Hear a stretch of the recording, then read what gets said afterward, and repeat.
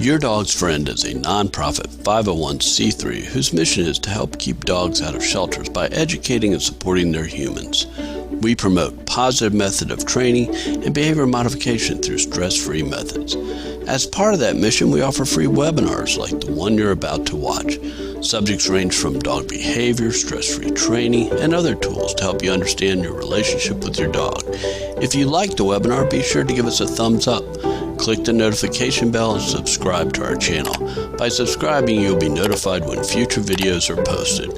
Now enjoy the webinar. Hello, everyone, and welcome to today's webinar on how you can meet your dog's changing needs at each stage of development while also promoting lifelong comfort and health. Let me introduce you to our speaker, Dr. Kathy Meyer. Many of us in the DC area remember Dr. Meyer from the Veterinary Behavior Clinic, where for 23 years she helped pets with behavior issues. She was also on the executive board of the Veterinary Society of Animal Behavior for 10 years. In 2016, Dr. Meyer stopped taking new patients, but she continues to care for existing ones.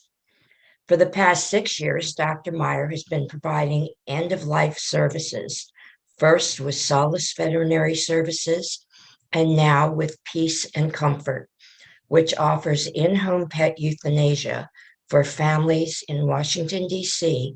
and in the Maryland suburbs of D.C., so that pets can die peacefully in familiar surroundings with their family present.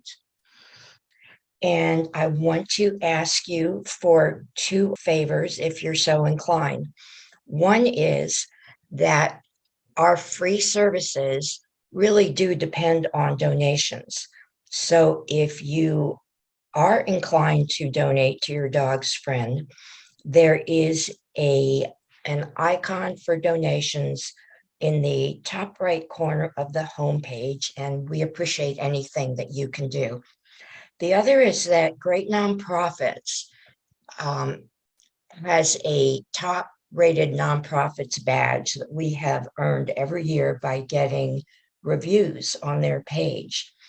If you are interested in that, please go to greatnonprofits.org and put your dog's friend in search. I know that we will all learn a lot from today's webinar. Dr. Meyer, I am turning it over to you. Thank you, Deborah, and welcome everybody. It is really a delight for me to be back at Your Dog's Friend. I was just thinking the last time I spoke, Deborah, was probably about 15 years ago. And interestingly, it was also in February. But on that particular February, I think it was a Sunday afternoon, it was like 60 degrees out. And I remember sitting inside looking out and thinking how much I would rather be outside than indoors on such a beautiful day. But today, given that it's like 18 degrees, I am more than happy to be indoors and sharing some time with all of you. So as Deborah mentioned, I am going to be talking about the life stages of the dog. And I'm just going to try and get rid of myself. There we go. Okay. All right. I'm going to be talking about the life stages of the dog and how we can help our dogs at every stage of their life with the long view, with the idea that things we do now can make things easy for us and our dogs later on in their life. So, okay. All right. So perspective. So most of the time when we're looking around ourselves, we're thinking about the here and the now. We're thinking about that dog that we have right now, the problems that we might face right now, what's coming down the line. Oh, there we go. Okay. So our inclination may be, again, to attend to the here and now and just maybe the immediate future. You know, what are we doing this week? Have we got our dog signed up for a particular class at Your Dog's Friend or somewhere else? But we're not necessarily thinking about the long term. And of course, we all know that being present is extremely important. But like all major projects in life, planning is going to help facilitate smoother sailing in the future. So the idea of facilitating healthy longevity. So it's not just a long life, but as long as possible, healthy life, because we all know it's sometimes not just a matter of quantity of the number of years, it's a matter of the quality of life as well. So I love this picture, but this is how I like to think of my life with my dog, or your life with your dog, as you're looking out over the journey that you're going to take and trying to take the long view. But it can be kind of hard to imagine that, barring any kind of misfortune, that we'll get to witness most, if not all, the different stages of our dogs' lives. And that's mainly true if you get a puppy or if you get a young adult. You're going to be able to witness them go through all 5 stages of their life. And it's important to remember that the transitions between the stages are not abrupt. So it can sometimes be really difficult to appreciate them while they're happening. And sometimes it's not a bad idea to take stock. Like, for example, I have an 18-month-old puppy, and he's becoming more and more sensible, but it's not like one day I could take down all the gates and leave all the socks and the shoes and the TV remotes out. But little by little, I've started to notice he's just becoming a little more mature. So it's the sort of thing where it doesn't happen all at once, but you'll just start to see changes that are indicating you're moving in a certain direction. And while each dog is, of course, unique in personality and in the life experiences that that particular dog has had, there are going to be similarities among all dogs as they voyage through these different phases. And knowing what to expect during these different phases of life can be very helpful in facilitating healthy longevity. So the reality is, when we adopt a puppy or a dog, we're not just getting that one dog. We are going to get that dog through the various stages of life. And as I mentioned, these are going to be predictable life phases that are going to be changing over time. And I think one of the things that led me to want to give this lecture is I'm kind of old. I'm over 60. And I have got to witness multiple dogs that I've gotten as puppies go through their whole lives and pass away and start the procedure with a new puppy. I've also witnessed my children growing up from infants through juvenile, adolescent, young adult, and mature adult. And I've witnessed my parents going through stages of life, including the death of my father. So it just gives you perspective of how we all, and anything that's alive, goes through these stages. And if we think of it in terms of our dog, it can help us have a comprehensive approach to how we're going to care for them. So maturational changes and experience are going to impact who your dogs are, what they like, and how they act. So it can be very important not to think about how your dog might have behaved and what they might have liked when they were 9 months old, and then suddenly think, oh, my dog's now 5, but back when they were 9 months old, they loved going to doggy daycare, and suddenly put them in doggy daycare because your mature adult dog may have a very, very different experience being there than he might have had when he was a 9-month-old puppy. So you're going to get several versions of your dog over its lifetime, and it is quite a voyage, and there are going to be things that are quite heartwarming and wonderful about each stage. But we want to be able to navigate the voyage to make our lives together as smooth and enjoyable as possible. So when we think about when I think about my goals when I get a dog, is short term. When I bring that dog into the house, I want the transition into the home as peaceful, safe, and comfortable as possible. And my long term is also to make the transition through life stages as peaceful, safe, and comfortable as possible. And that is going to apply to the dog itself, the dog or the puppy, and your other household pets, because bringing a dog into your home is going to affect your pets as well as the other people and, the other people in the house too. We want to see how we can make the transition as comfortable as we can for everybody. So we all would love to have dogs with general good health. We want them to be well-mannered. We want them to have good mobility. We want them to have emotional and physical comfort in the various environments that they encounter in daily life. And we want them to have as long a life as possible while maintaining a good quality of life. So this idea of a healthy longevity. So I like to look at it as you are the pilot of the airplane. You are the pilot in terms of the voyage that you are going to be taking with your dog.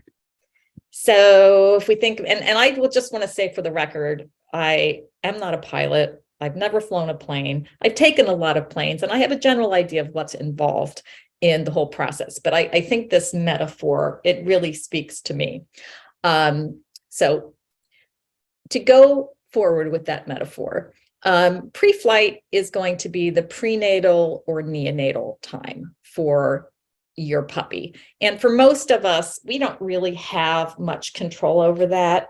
If you are getting a dog from a breeder, you might have chosen a breeder because of a particular line. You might have a breeder who is going to make sure that, well, I would hope you would have a breeder who makes sure that the mom dog is in the best possible health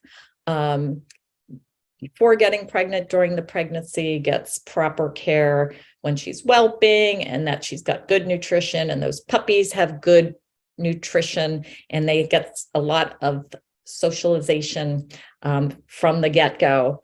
So you're going to hope all that happens, but usually you don't have much control over that. But you do have control with takeoff, and I consider the takeoff of that flight to be the puppy or the juvenile period of life. Then we get the climbing to altitude. So that would be the young adult or the adolescent. And then the hard work's done. You get to the cruising altitude. You can take off your seatbelt. You can walk around, cruise about the cabin, have lunch, whatever. So that's when things really tend to be stable, although you can always run into a little turbulence. But in general, that's going to be your mature adult. Things are pretty stable for a long time. Then, as the pilot starts to make the descent, you're hitting the senior phase of your dog's life.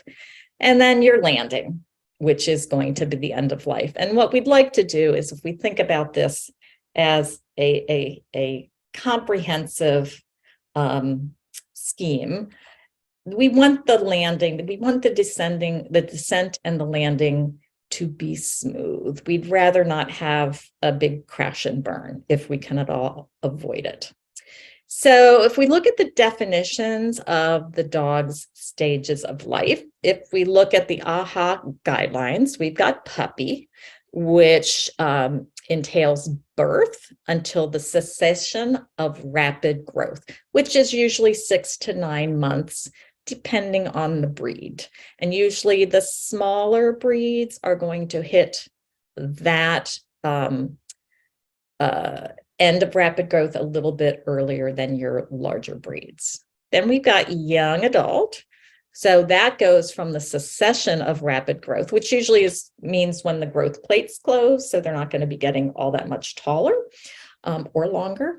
So it's the cessation of rapid growth to the completion of physical and social maturation. And it's really important to think about physical maturation and social maturation as two different things, because most of us know that our dogs can be physically capable of reproduction when they're 6 to 9 months of age, but they are by no means mature socially or cognitively.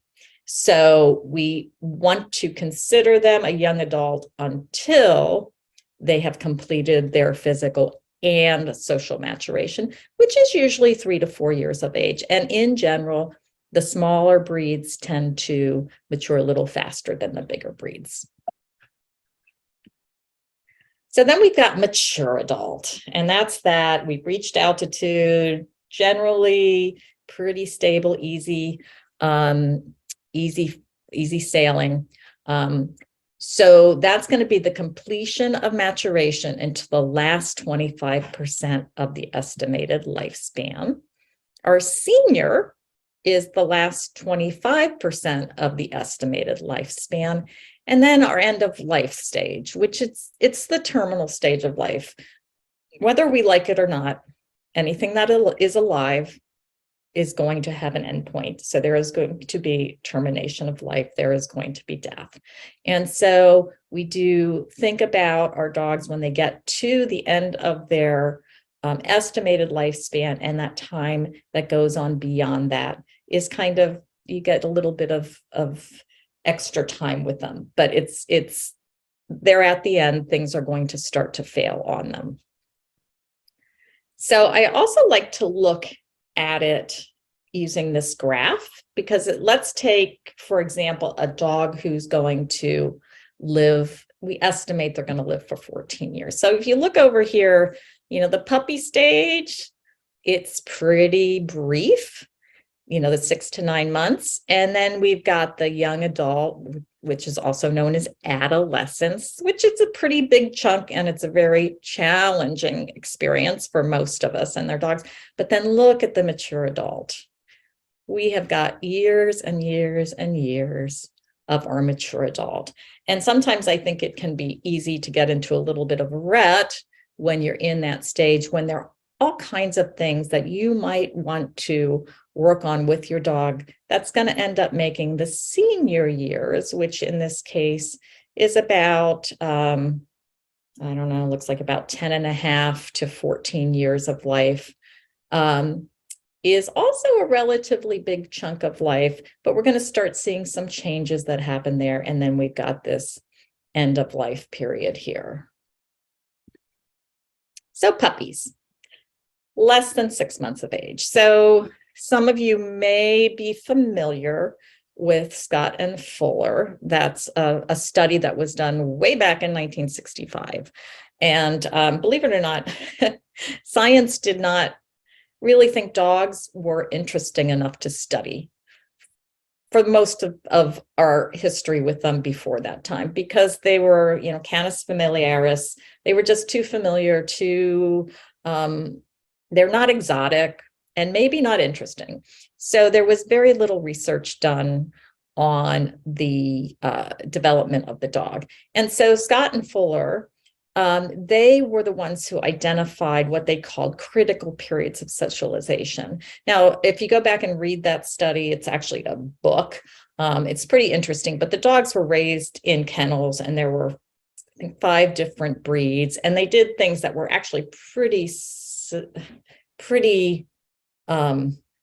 intense, which would be like no exposure to human beings during a period of time. And what they found was there were these critical periods of socialization, that if the dog wasn't exposed to people, exposed to siblings, they had some that were raised by themselves, exposed to other dogs, that there would be deficits in their social development. And we have since moved on from calling it critical periods to sensitive periods, because what we know is sensitive means that a small amount of exposure, either good or bad, is going to have an outsized effect on the dog. So sensitive period in puppies is generally considered to be 3 to 12 weeks of age and possibly up to 16 weeks. So when you have a puppy in that stage of development, they absolutely require pleasant, and I can't emphasize that enough, pleasant exposure to multiple types of stimuli, both animate and inanimate, is required for a well-adjusted dog.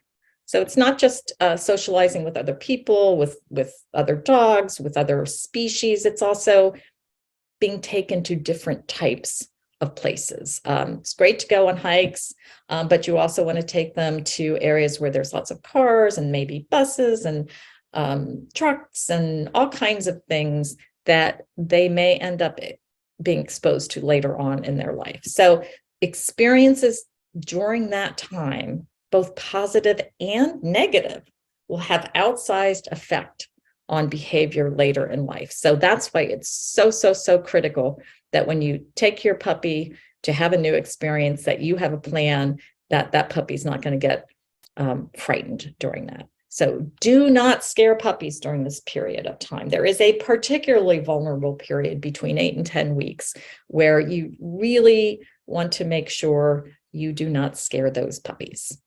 So looking at puppies, these are the prepubertal guys, less than 6 months.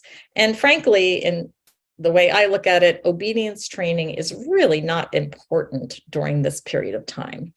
You've got way more other fish to fry at that point. So you can lay the foundations during this time. Of course, it's really easy to teach little puppies to sit, and it's really easy to teach them to lie down and to come, but that's not your primary focus.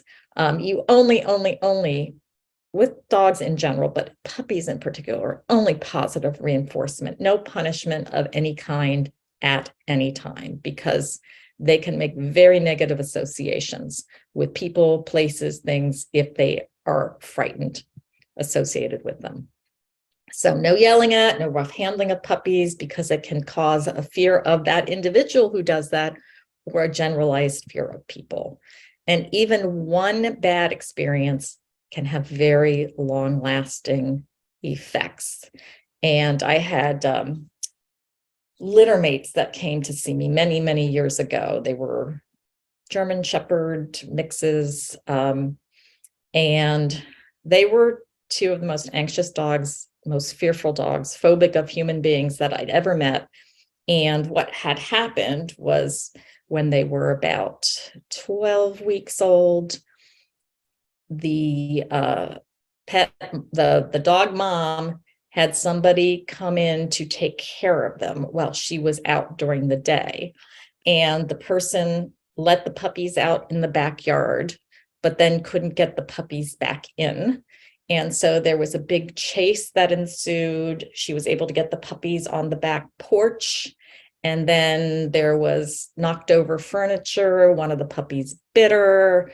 To get them back in the house. And the one dog was very badly affected. Every time she would come into my clinic, she would vomit, have diarrhea, and it was vomit, diarrhea, and urinate in fear. Poor thing. And granted, she probably had an anxious temperament to begin with. Genetically, she was more likely to develop an anxiety issue, but that one experience had a lasting effect on both of those dogs. All right, so we want gentle house training. We want to make sure that if you catch your puppy urinating or defecating in the house, you're not screaming and yelling and acting like the world has ended. It's gentle, it's quiet. You want to have puppy classes that they can go to. You want daily pleasant socialization in many different environments. And those are the main things that you're looking for in this period. So puppies and adolescents, again, extreme caution if someone is coming in the house to care for the puppy, because just because you made the arrangement with your neighbor or a friend or a pet sitter doesn't mean the dog understands that there was an arrangement that was made. And I think a lot of puppies or dogs consider it to be a home invasion and an abduction. And even if you have that person come to your house and meet the dog and you both go out for a walk with that dog or puppy, that's a very different context than that person letting themselves into your home without you and putting the leash on the dog and taking the dog out. So go slow, use treats, no force. And it's better to try to not force the puppy outdoors than to have a traumatic experience. And if you have people coming over, they should know that. It's okay if you can't get them out. If he is acting fearful, you don't have to do it. It's better to have an accident in the house than have a traumatic experience that can affect their life forever. Always have a leash on the puppy when out of the confinement area to prevent any kind of chasing, which, if you think about it, that's what predators do. They chase and then they grab. So it can be very terrifying. So again, one experience being chased by a stranger can result in lifelong fear of strangers.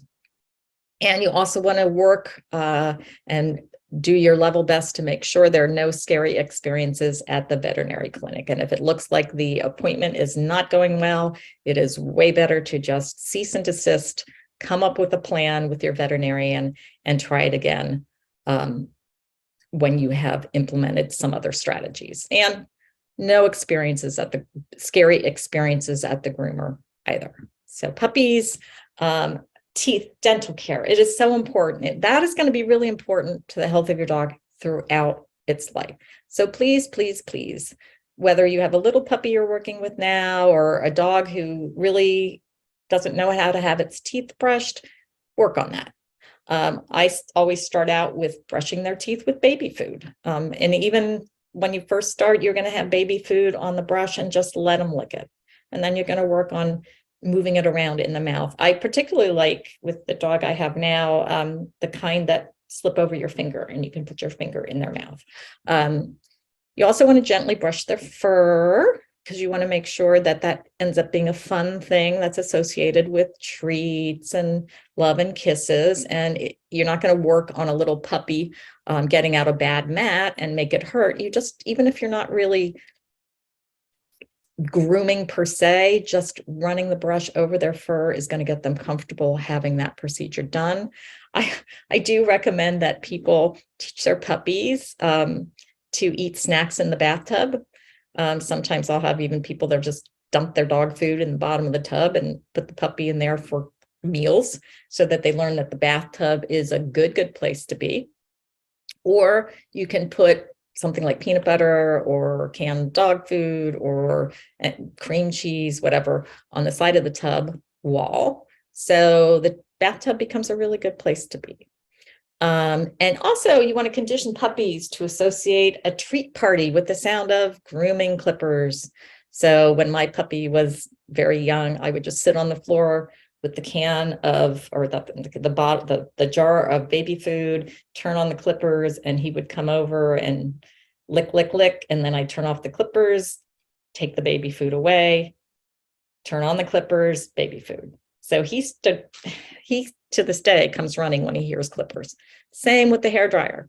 Every time I would use the hairdryer, I'd bring out the dog treats, and he'd get dog treats for approaching when I had the hairdryer, sit down, blow his hair, give him treats, blow my hair, give him treats. So he loves the sound of the hairdryer. Hairdryer means good things are happening. Vacuum cleaner, same thing with the vacuum cleaner. Doorbells, in today's world, lots of people text and don't even use the doorbell much anymore, but that can also be something where you ring the doorbell and it's time for dinner. You ring the doorbell and you scatter some treats. So the doorbell becomes a very different trigger. Also thunder. My puppy was a little nervous about thunder, and then we just discovered that thunder meant chicken, thunder, chicken, thunder, chicken. So anytime there's something that might be a problem later on in life, it's best to be on top of it and preempt it rather than trying to deal with it later on.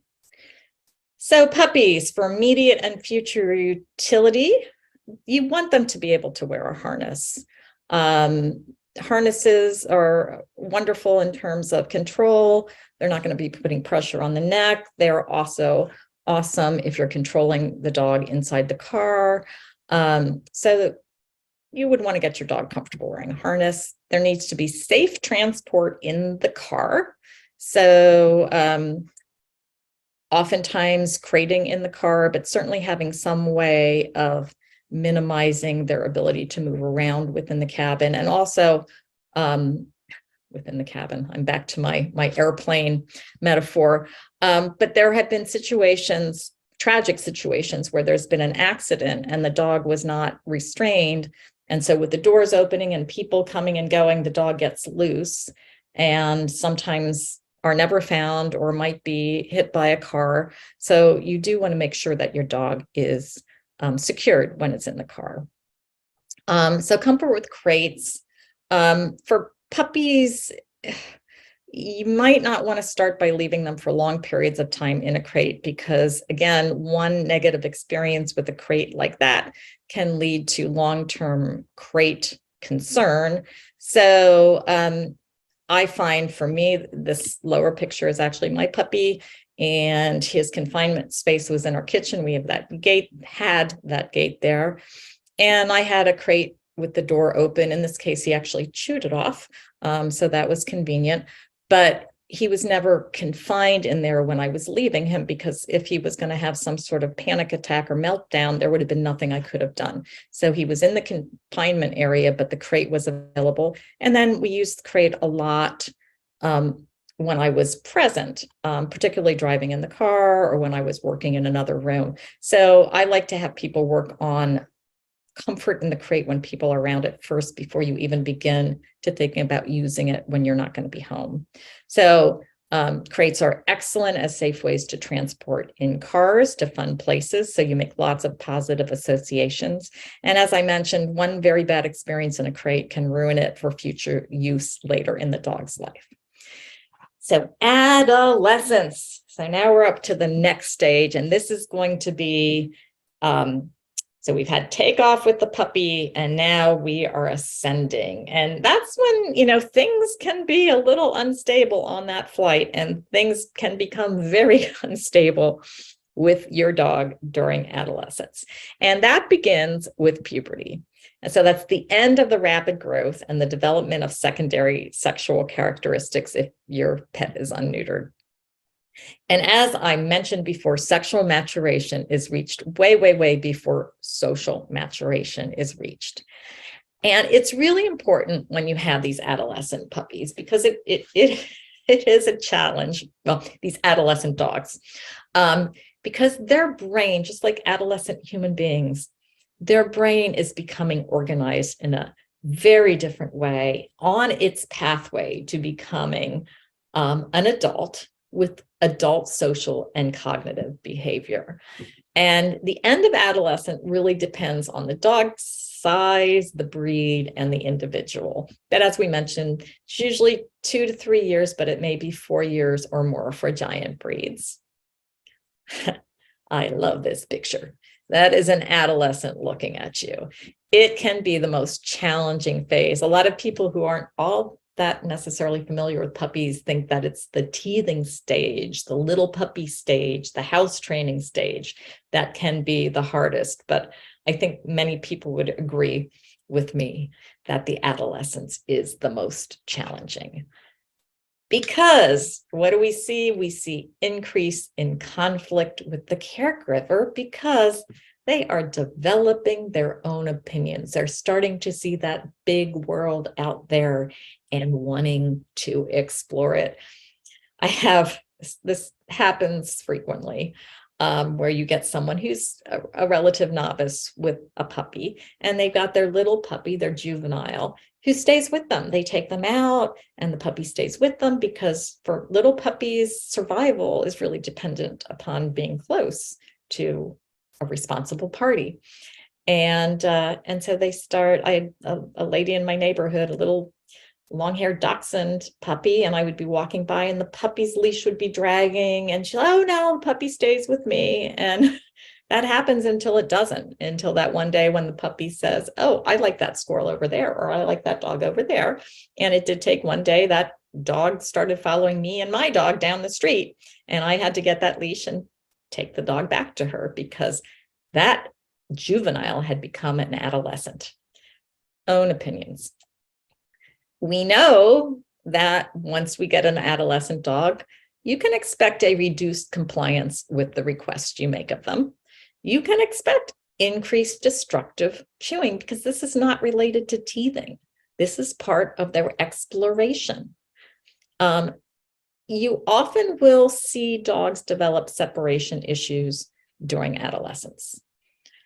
And you can also see development or exacerbation of fear and or aggression towards people or other animals. So in my behavior practice, if the typical presentation would be, except in very extreme cases, everything seemed fine with the puppy until they got to be somewhere between 6 months, 9 months, and that's when they started barking at other dogs, or that's when they started barking at other people. That's when they started making these aggressive displays. The other thing is that you got your little puppy and you very responsibly went to, like I did, I went to your dog's friend puppy kindergarten at 1st grade and 2nd grade, and then got into agility, and you've done all of those things, and you've taken your dog to everywhere you're supposed to go to expose them to all kinds of different situations, and everything was going well until adolescent hit. Because with my own puppy, he started developing a little bit of separation issues when he hit adolescence. So it is not unusual to have some backsliding, and that is to be expected. It can be frustrating, but it is normal. Because again, that brain is changing so much, and it can be hard for us to realize, because the part of the dog we can see, when they're little puppies and they're growing, and their coats are changing and their teeth are falling out, you see how much change is going on, but you don't see that change that's going on in the brain, and it is extensive. And you you should continue socialization efforts throughout the adolescent period. So that's not the time to take your foot off the gas after your puppy reaches puberty. That's the time that you say, well, I've done all these great things and I'm maximizing my chances for success of having a healthy dog in mind and body, but I've got to keep doing it because my dog is not done turning into who he or she is going to be. Again, I cannot emphasize this enough.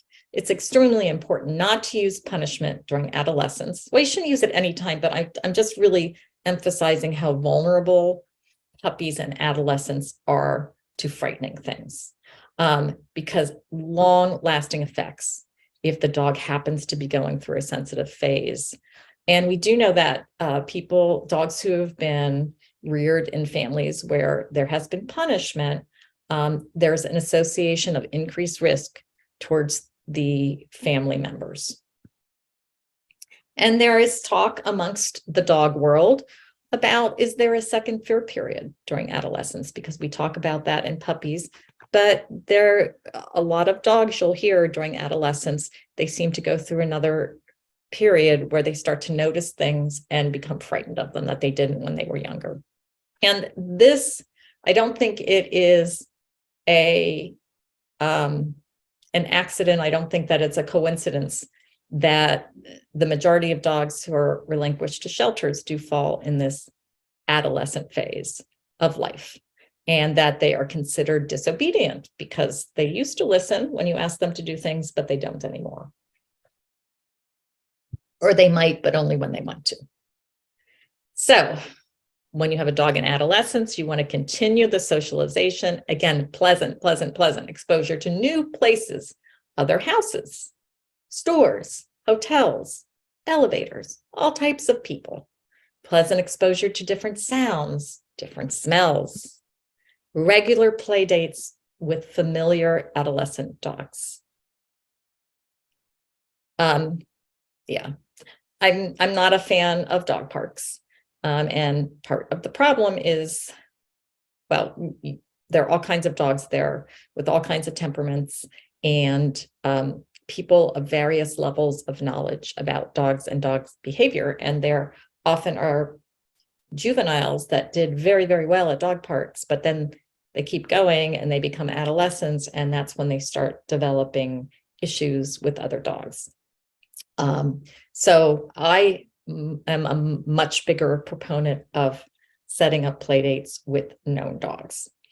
So positive reinforcement training classes are fantastic for adolescent dogs because they are in terms of physical fitness, they are brimming with vigor, brimming with exercise requirements. So don't take your foot off the gas when it comes to adolescence. You really want to keep on encouraging them with mental and physical challenges with continued training. And I have found agility is excellent for physical and mental exercise for my own dog and me, but there's also nose work, and there's also rally, and there's also trick training. But don't think, okay, my dog's a year old now, we've done all the training we need to do, we're done. You want to make it part of their life, especially through adolescence.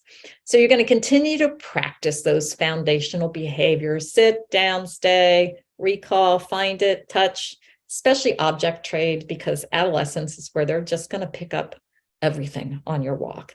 And you want to be able to safely trade that item for something else. Because if you don't, they will quickly learn the best thing to do is to eat it really, really, really fast before you can take it away from them, and work on that loose lead walking. It's wonderful to keep these adolescents' minds busy: puzzle toys, a lot of interesting legal chewing options, and you still want to rotate their toys because part of it's going to be novelty. And continue all your ongoing efforts for gentle home grooming, teeth brushing, fun trips to the veterinary clinic now that the worst of the pandemic is behind us, and to the groomer if the groomer is going to be used. So how do we survive adolescence in our dogs? So we're going to manage our environment to minimize conflict. So if you know your dog is going to still be chewing up shoes, put those shoes in the closet. If we know that the recall that used to be really good is now not strong, leave a lead on your dog when outdoors under supervision, because you don't want to turn into that chase situation in your backyard, or worse, out in public. Again, the shoes remove access to items that dogs may chew. My 18-month-old is pretty good. All the gates have come down, but when we leave him home alone, all the doors to the bedrooms and bathrooms are shut, and we make sure there are no remote controls available for him, because there's nothing he likes better than chewing one of them up. We want to anticipate situations where the problem behavior is likely and provide alternative activities like a stuffed Kong, long-lasting chew, etc. So, for example, if I have a visitor coming over, I am going to have a stuffed Kong, or I'm going to have a no-hide ready to give my dog as soon as they step through the door, because I know he's going to be very excited because I brought home a new friend. And also exercise. Boy, when dogs are adolescents, they need a lot of it. So exercising your dog well before challenging situations can be extremely helpful. And those can be car rides, trip to the vet or groomer, visitors to your house. Anything you can do to help dissipate some of that extra energy will be well served. So surviving adolescence. Patience and calm are the best approaches. Just keep telling yourself, this is normal. This is the flights. We are gaining altitude. We got to be at the controls. We've got to be watching everything because we haven't really got altitude yet. There's still a lot of effort that's going to be involved, but this too will pass. So regular activities, to physically challenge and mentally challenge, just taking your dog. If a lot of times people come off of a very aged dog before they get their puppies, and they're used to the old dog who really was perfectly happy just walking in the neighborhood. Not going to really cut it with your adolescent. You need to mix things up a little bit for them. And even though you've got a dog who's challenging you, In many ways, you've got to recognize the good stuff and reinforce it. Whenever you see good behavior, you want to reinforce that. And you still, as I mentioned before, you want to have a puppy-proof way of leaving him or her when you're not there to supervise, and keep working on that very strong trade capability. So when your dog picks up something they shouldn't have, you can exchange. And then we get to the mature adult. You made it. And this is, as much as I love puppies and adolescents, they're funny, they're just filled with the joy of life.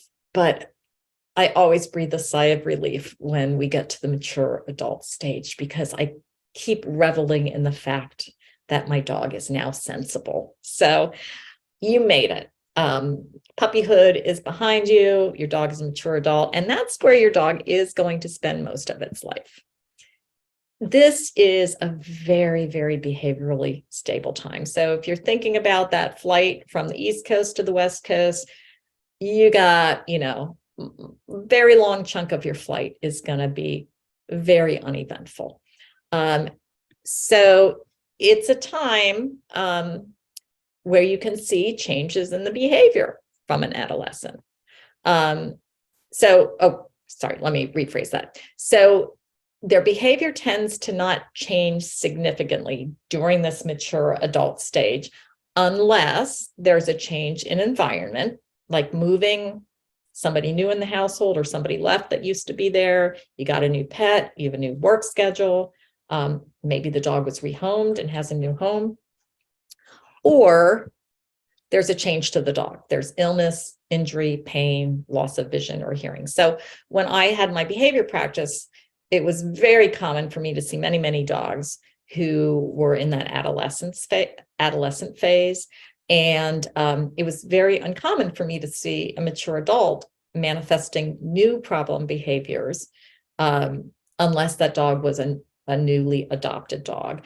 And in the dogs that I had gotten stabilized, once they were mature adults, if there was a sudden change in their behavior, and there wasn't a change in the environment, the first thing that I would think of would be a problem with the dog himself: injury, illness, pain, etc.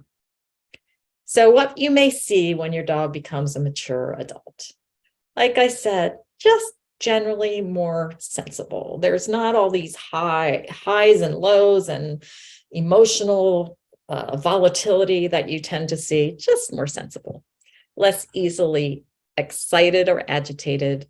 They get pretty comfortable with routine. And maybe you have one of those dogs who is just less interested in playing with other dogs. They might, your best friend as adolescents, maybe when they get together, they just kind of hang out together, rather than wrestling and chasing and so forth all day long. You have a dog that might become less interested in meeting other dogs or new people. Some dogs are that way. Some dogs, they like to stick to the people that they know, the dogs that they know. There are always going to be some social butterflies out there, but depends on who your dog is. You may find those exercise requirements level out. Your adult dog, your mature adult dog, may spend much of the day resting or napping. And I just want to point this out because it is not, I think, clear to many people that a lot of mature adult dogs don't necessarily like young puppies. And so a lot of people assume, because they remember when their dog was young, as a young puppy, it liked other young puppies. And they don't necessarily know that because of the maturation, a lot of mature dogs don't really care for puppies, because puppies have no social skills whatsoever. So you need to be cautious when you allow young puppies to interact with your mature dog, because if your dog snaps at that puppy's in a very vulnerable stage of its life, and that can contribute to fear of or aggression to other dogs later in life. So the way I look at that mature adult phase that we've discussed as being the longest period longest stage of life your dog will have with you, is think about maintenance and preparation. So one of the most important things, if you want healthy longevity, is to make sure that you keep on exercising your dog to maintain healthy body and ideal weight. And because they get a little less pushy about their exercise, it can be easy to really let a mature dog's exercise decline. So you still want to get that dog out. You still want to exercise that dog, and you really, really have to make sure they stay at an ideal weight. And hiking is a really, really, really good exercise for dogs throughout their mature years and into their senior years, because you want the dog to be walking on uneven terrain, different kinds of substrates, because that's going to keep the muscles and the tendons and the ligament and the balance healthy. So not walking on the sidewalk 100% of the time is good for your dog. So uneven surfaces, different substrates, varied locations and routes, because again, you can get into a rut, but if you go somewhere different, you may find it's really exciting for you and for your dog. And classes can still be quite enriching if you and your dog enjoy attending them. So during that phase of the mature adult, that's a really good time to go through a checklist. So think about dental hygiene. If you are not brushing your dog's teeth and or using proper dental chews, you need to make it a priority now. Safe transport in the car. If you have not really thought about that or done anything about it, you need to make sure you can safely transport your dog. Great. Many dogs don't tolerate crating during long absences, but can be really, really easily taught to feel comfortable in it when people are around, if taught properly. So if at all possible, if you haven't introduced a crate and your dog is a mature adult, introduce it if not already done, because there are going to be times you might need to use a crate with your dog. And having that kind of a baseline that you can build from is only going to be a help for you. Nail trimming. This is so important. If you can't do it yourself, you have to have a system for getting it done, because as dogs age, long nails can become a real problem for them. So also checklist, muzzle training. Yeah, you really should have taught even your super duper friendly, lovely dog to wear a muzzle. And you can check out online the Muzzle Up Project for a lot of really good resources, because even really sweet, wonderful dogs, if they have, ones that tolerate body handling, if they have a really painful injury, they need to have a muzzle for your safety and for the safety of the veterinary community. So use of harness, you should have a plan. Sometimes this gets lost in the whole, excitement of the puppy and the adolescent and dealing with all the things you have to deal with where there's a pretty big moving target going on, is emergency care and boarding. So you have got to figure out, if something happens to you, where does your dog go? And is your dog going to be comfortable going to that place? There is nothing wrong with if your emergency care is going to be a boarding facility, your dog should be comfortable going there. So even if you didn't have to go away and leave your dog, you might want to have them go for an overnight there, just so they are familiar with it. Grooming, got to make sure the grooming is on schedule, on target. Taking pills. At this point, you probably have given pills to your dogs, but you want to make sure that you know how to do it, and you've come up with, except in the most rare of situations, we can give pills in things. Whether it's a piece of bread with some butter on and pill and rolled up, or if it's inside a hot dog or inside a pill pocket, you need to be able to give your dog a pill. Eye drops. You would definitely want to talk with your veterinarian or a very skilled trainer, but you might want to work with artificial tears and learning how to rest your hand on the top of your dog's head and tilt the head up and put eye drops in. Because if your dog is familiar with that, and you have done it properly and you have associated it with good things, then if they develop an eye problem, you're going to be able to do that a lot more easily when their eye hurts if you practiced it when their eye didn't hurt. Ear cleaning. You know, if your dog doesn't have ear problems, it doesn't mean that every so often you can't take a wet cotton ball and just kind of wipe out the insides of the ear, treat, wipe out the insides of the ear on the other side, treat. If your vet thinks that it's a good thing to be doing flushing, if you have a dog who has got chronic ear problems or is a breed that may likely develop a problem like that, it's not a bad thing to get the dog used to it. Ramp training, especially for people who have big dogs, when they get old, if you're lucky and they live out a long life, they may end up having problems going up and down steps. They may have trouble getting into and out of your car. And the time to introduce ramp training is not when you have a 12, 13, 14-year-old dog who is painful with arthritis. You may want to get a ramp now and work on training your dog to be comfortable with it. Using a sling.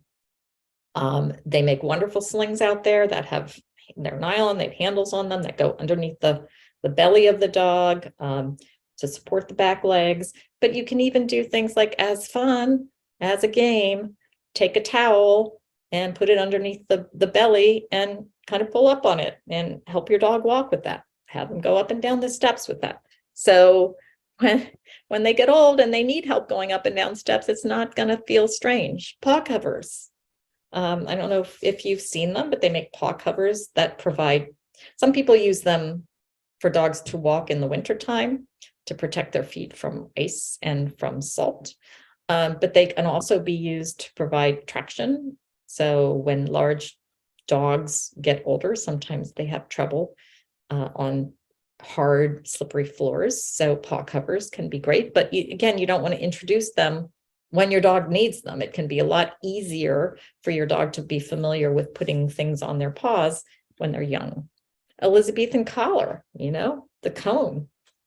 Maybe it's not a bad idea to get one that your dog will be your dog's Elizabethan collar if something comes up in the future that they'll need it, and they learn to wear it and wear it comfortably, and it's not a big, scary, awful thing.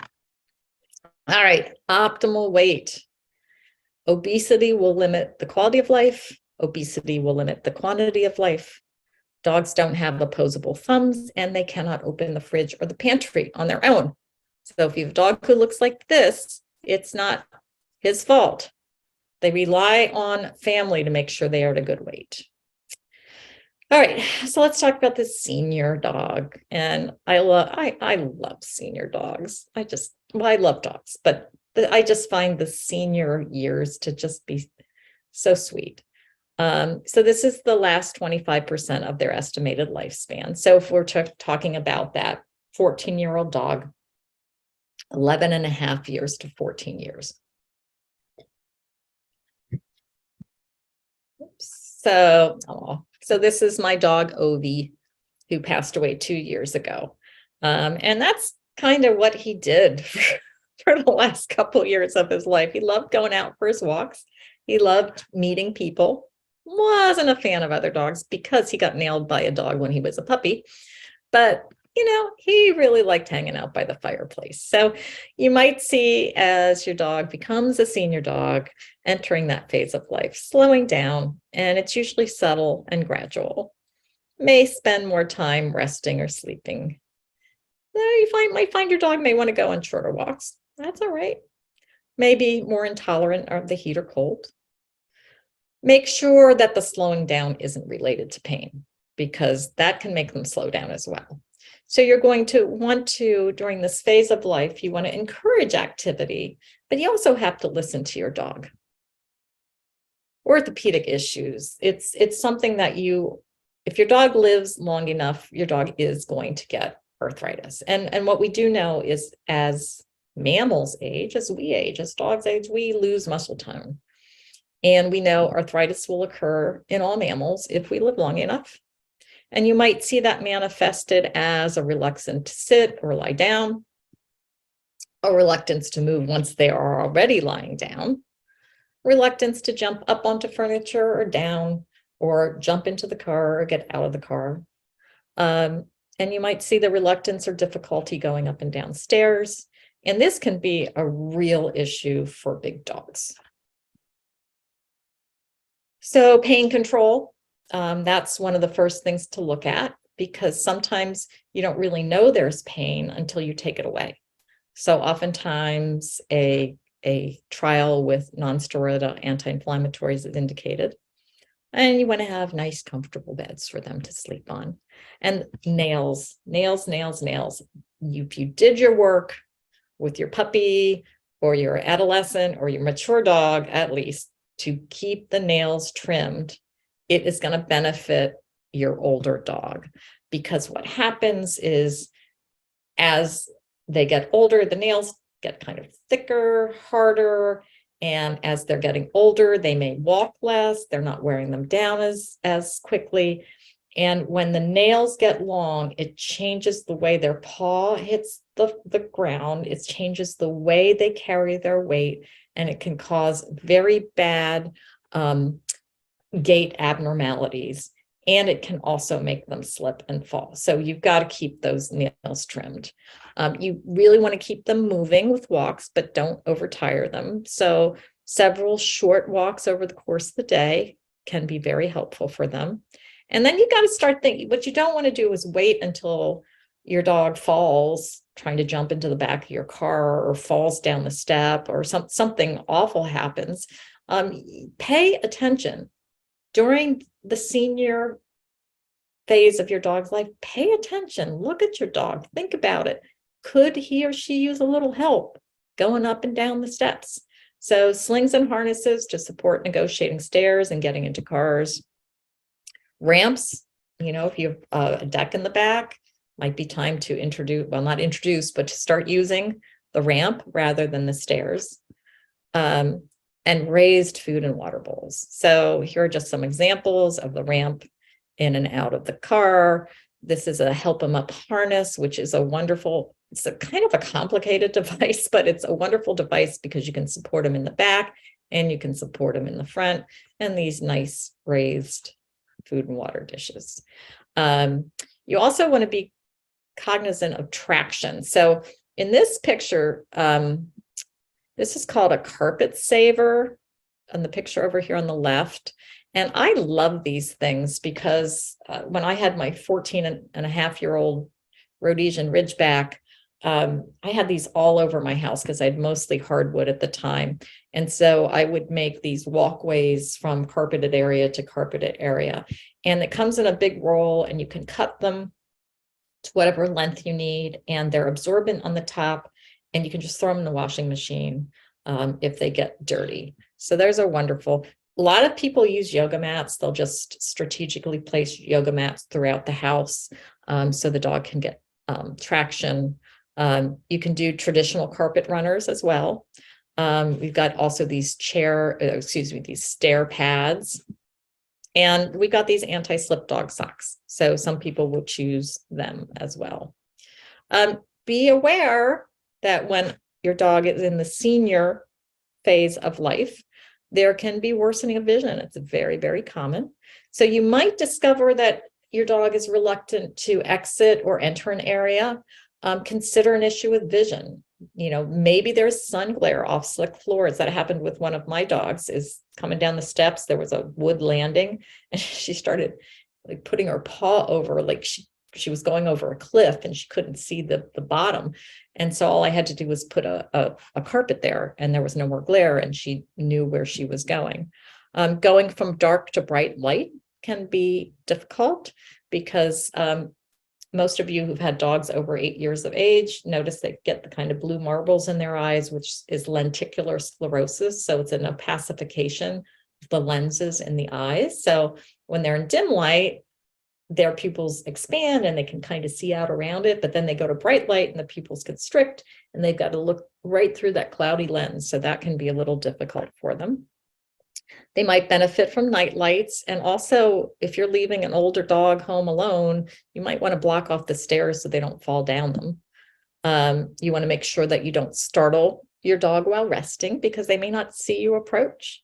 If you have multiple pets in your household, these dogs who are losing their vision, might bump into other dogs in the family, which might make those other dogs angry. And also, they may not see the visual cues from the other dogs. So let's say one dog is chewing on a bone and the dog with the visual issues comes by and doesn't see the dog with the bone raise the lip.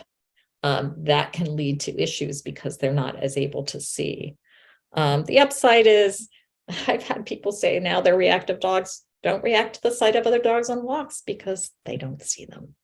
Hearing loss, you may not be able to rely on calling your dog if they start losing their hearing. You have to be careful to not startle when they're resting because they're not going to be able to hear you coming.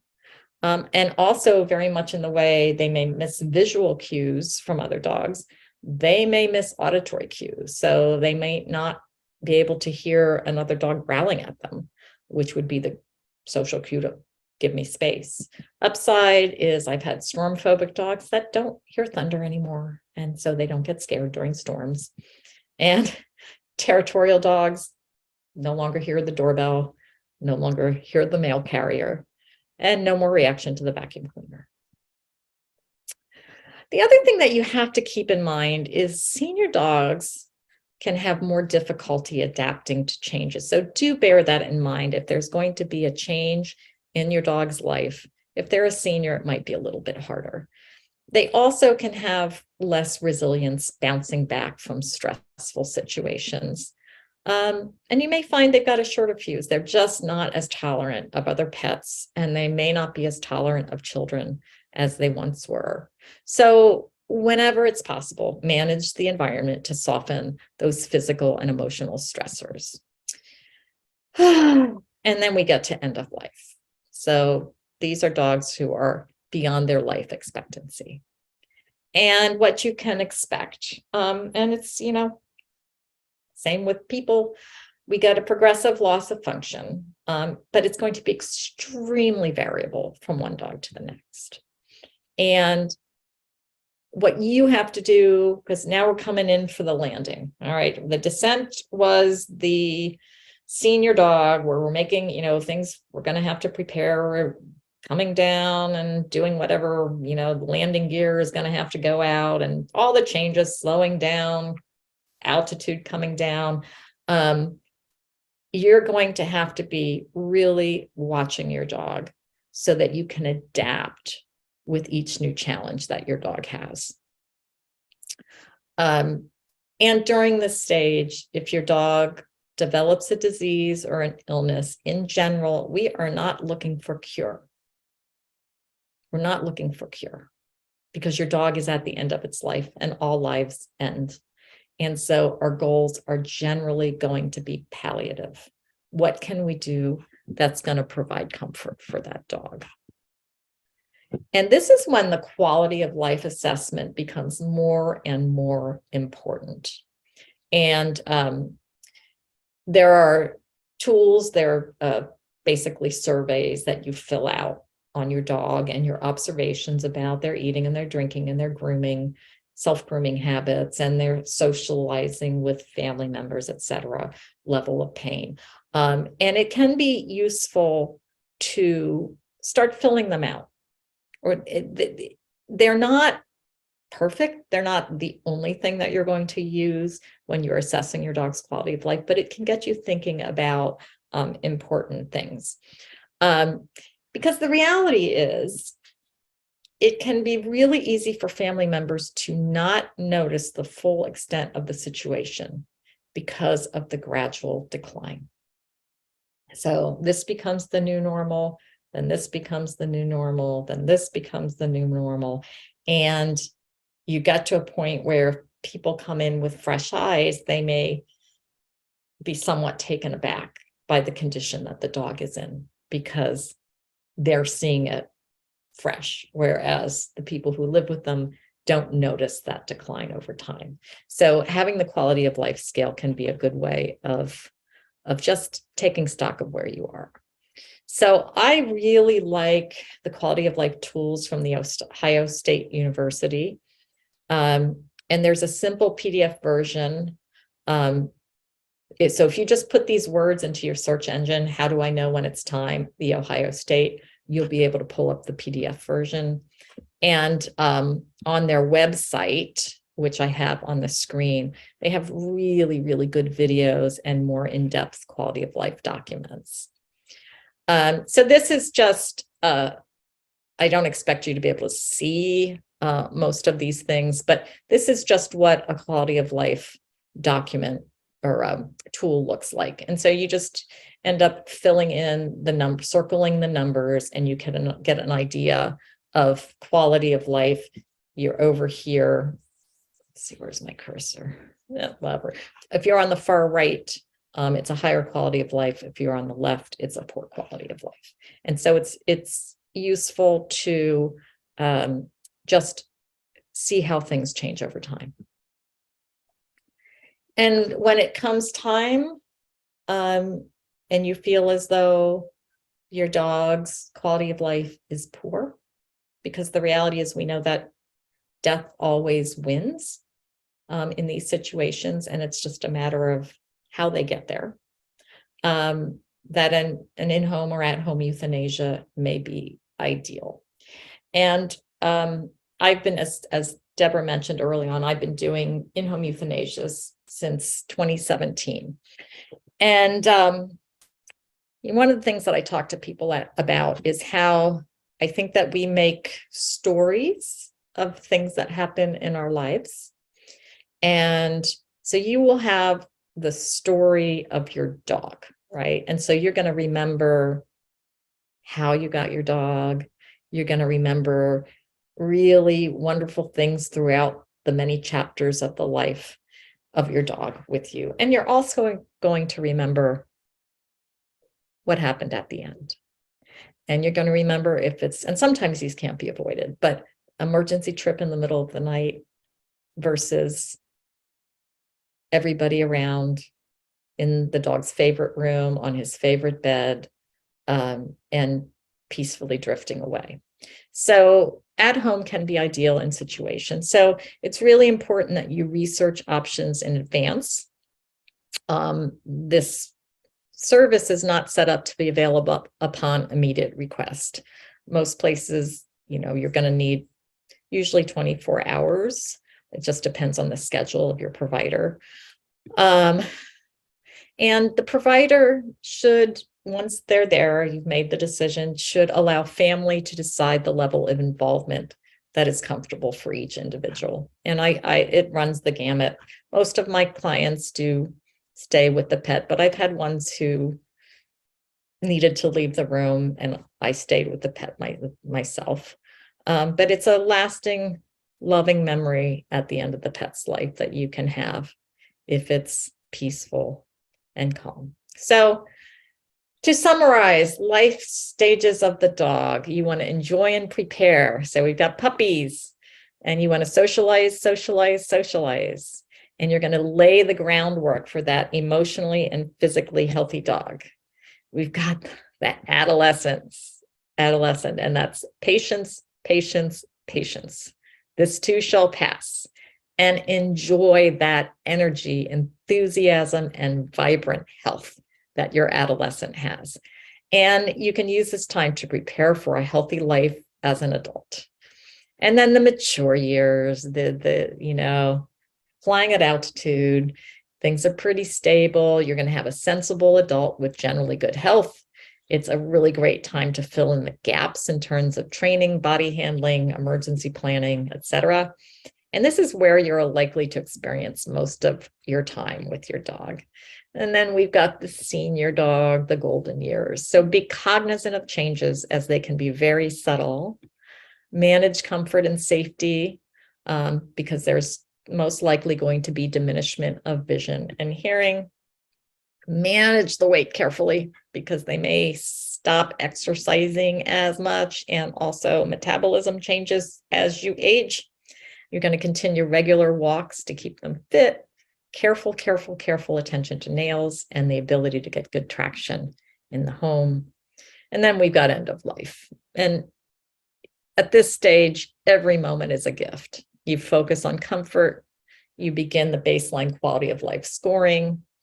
You can ask for outside advice if you feel you are too close to be objective, and plan, if it is possible, for peaceful, fear-free passing in the company of loved ones.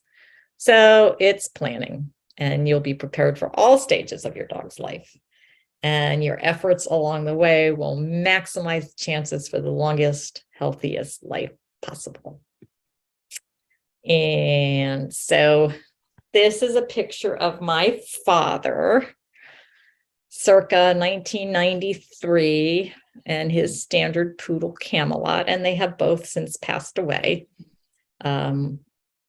Camelot way back in like 1994, and my dad in 2020. But I love this picture because that's the kind of love and comfort that I like to see when it comes to the end with my patients. And I wish way back then we would have had in-home euthanasia for Camelot, but this picture just reminds me of how important being comfortable at home and being with the people who love you is at the very end. So I have information here on my practice that Deborah talked about. Dr. Karen Randall, who had Solace, moved last spring. So I opened up Peace and Comfort, and I just got a new doctor with me, Dr. Rebecca Bolt. She's been with Friendship Hospital for Animals. She was a general practitioner there for 28 years. She is fabulous. She is wonderful. So now we can provide even more care for our patients in the Washington, D.C. area. So I think we are ready for questions. So Yeah. Do I stop sharing now? You can do what you want. If you want them to see you in full living color, you can stop sharing. I don't care, whatever. Let's see. It's up to you. All right. Okay, questions. These would be a lot easier if you had started and ended up with puppies, so I didn't feel so teary while I'm talking. Well, I tried to do the, it's the way life is. So okay. Sherry wrote that she has a 6-year-old rescue that she got about a year ago, and she's beginning to behave like an adolescent, as in developing her own opinions, reduce compliance for requests that she never exhibited before. What are your thoughts about that? My thoughts is that the honeymoon is over. My thought is that she has probably become really comfortable in the new home, and so now is kind of pressing limits a little bit. So patience and continuing to do the best kind of training you can using positive reinforcement. You may need to talk with an experienced trainer if there's specific things, but just get back to reinforcing the behaviors you want, reinforce them, reinforce them, reinforce them. So I think it's just a matter of the dog being really comfortable in the home, which is a good thing, and comfortable with the relationship, but you may have to go back to not necessarily the beginning, but just start really reinforcing behaviors that you want. Someone else wants to know, what is the average age of adolescence? Well, adolescence starts at puberty and ends at social and physical maturation. So it really depends on the dog. So in general, adolescence starts between 6 and 9 months. And so females, we usually, well, in this country, not so much anymore. It's changing. The whole idea of spaying, back when I graduated from vet school, we spayed and neutered everything at 6 months of age. But we've since learned that it's not something that we do without thinking about the individual animal. So now the time of spaying and neutering is going to be different based on the breed and the size of the dog. But anyway, my point being is that when females go into adolescence, because they'll go into heat. because they have reached puberty. But oftentimes we spay females before they go into heat. So we'll just have to assume it's somewhere between 6 and 9 months old. And with boy dogs, if they are not already neutered, it tends to be when they start to become more sexually interested in other animals, and also start displaying a lot of humping behavior. And you can also see there's the secondary sexual characteristics where you may see their genitalia gets larger and changes in the visual aspect. Now, when does it end? Well, anywhere between 2 and 4 years. And it's a general rule of thumb. Again, it's not one day they're an adolescent and the next day they're a mature adult. It's a process. So in general, your giant breeds may not become socially mature until they're 4 or 5 years old, whereas a smaller breed dog might become socially mature between 2 and 3 years of age. So there's not a specific point, it's a range. And usually you'll realize it once you've passed it, when you go like, my dog hasn't chewed up a remote control in a long time. You know what? My dog doesn't do A, B, C, or D, which we would have expected in an adolescent. Okay. I don't know if there are any other questions. There's some comments, but I think we may not have questions. So if that's the case, I want to thank you very much, Dr. Meyer. And this was a great overview of what we all should be doing, most of which I'm not, but we can talk about that later. And everyone else, thank you for attending. All right. All right. Thanks, Thank everybody. you, everybody. Enjoy the rest of your day.